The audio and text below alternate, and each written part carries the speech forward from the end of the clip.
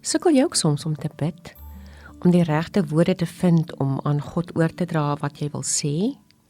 En is daar ook tye in jou lewe wat jy eintlik nie eens mooi weet wat jy wil sê nie? Jou gedagtes en lewe is dalk so 'n warbel van onsamehangende dinge en gekruiste verantwoordelikheidslyne dat jy self nie mooi sin daarvan kan maak nie. Nog minder weet jy regtig wat jy eintlik wil hê. Sulke dae is nie vreemd vir God se kinders nie.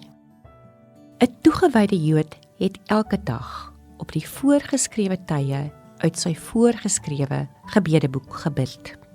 Eendag was hy op reis en misgis hom toe met die tyd en afstand. Toe hy weer sien, was dit tyd om te bid. Net daar hou hy met 'n perdekar langs die pad stil, kniel op die gras en bid. Here, dis tyd om te bid. Ek weet, ek het nie my gebedeboek by my nie, en ek is jammer daaroor. Nou gaan ek maar die letters van die alfabet opsê, en Here, dan moet U asseblief rangskik, sodat dit 'n gebed word wat U bly sal maak. God het hom in die hemel gehoor en geglimlag.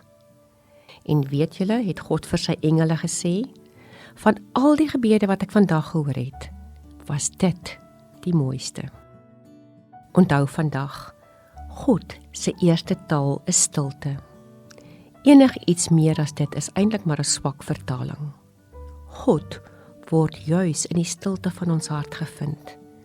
Jy sal vind dat jy God ook in die stilte van jou hart ontmoet. Al wat jy hoef te doen, is om jou gedagtes op God in te stel, op sy sagte oë wat op jou rus, om te fokus en jouself dan in sy stille, welkome omhelsing oor te gee.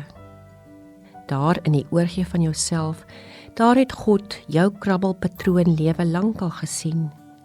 Jou nie meer trethou met die lewe in jou vol program nie, jou deurmekaar mensgemengde gedagtes gehoor, nog lank voordat jy dit eers gedink het.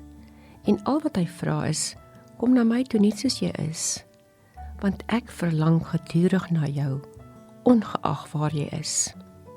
Gee vandag die ongeskrewe alfabet van jou hart vir die een wat jou met teerheid inwag, en laat toe dat hy op sy manier en op sy tyd saggies aan jou hart raak. Kom ons bid. O Heilige Gees, die woord sê in Romeine 8 so mooi dat U vir ons gegee is om ons in ons swakhede te help. En ons grootste swakheid is dat ons nie aldag weet wat ons moet bid nie, maar dat U self sulke tye vir ons bid. Vandag wil my kop nie die woorde vind wat ek moet sê nie. Kan ek maar net die alfabet van my hart vir U gee en vra dat U asseblief vir my sal bid, Gees van God? Sal U my swaar kry, sug en kla, maar ook my dankbaarheid, opgewondenheid en lof in hemelse taal vertaal? Asseblief? Amen.